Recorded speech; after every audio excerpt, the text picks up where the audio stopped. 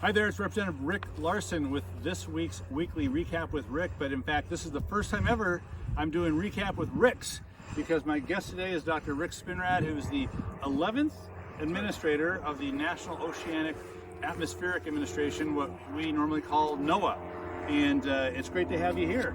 Welcome to the Northwest. Thanks. It's great to be here on a beautiful, typical Northwest day, right? Sky's Totally typical. Yeah, it's gorgeous. Yeah, well, it's great to have you here. We just wrapped up a visit to look at a Chinook salmon restoration project here in the Snohomish Valley, and we're going to reconnect about 1,200 acres of habitat here in the valley, formerly ag land, and now working in partnership with the Snohomish tribe, the Tulalip tribe, money from NOAA, about $12 million in the Bipartisan Infrastructure Law.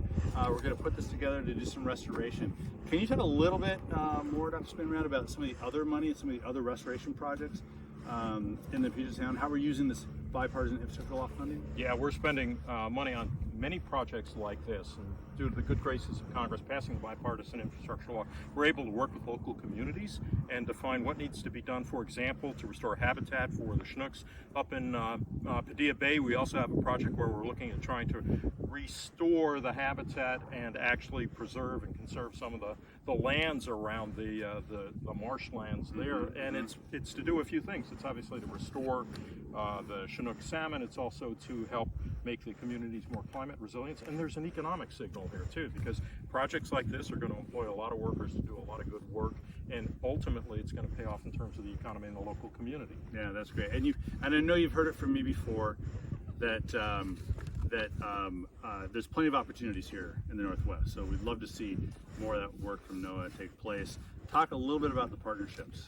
Yeah, so we can't do this work by ourselves. I like to say that restoration projects, habitat restoration, conservation, stewardship is a team effort. So we work with local communities, Snohomish County, for example, working with the tribes, as you just indicated, local industries. The Nature Conservancy is our partner on this project as well, the Washington Department of Fish and Wildlife. So you put all of these public and private resources together and you get leverage. Yeah. You get public monies coming in, private monies coming in, and the bang for the buck is just enormous. Yeah, I think one of the most fundamental partnerships is the work you do with the Tulalip tribes, the Snohomish tribes on this project, and there's many other opportunities in our watersheds to work with the federally recognized tribes here in the Northwest. And it's such critical work. The timing couldn't be more critical in terms of getting these jobs done, preserving the environment, and also building economics. That's great. That's great. Well, thanks for helping out on the first recap with Rick. So we're going to have to do this. Maybe Rick Springfield will be next. He'll bring along Jesse's girl. We could do a show. Bring on the Ricks. All right. Thanks so much. Thank you so much, Congressman. Well, that's this week's weekly recap with Ricks, and we'll see you next week.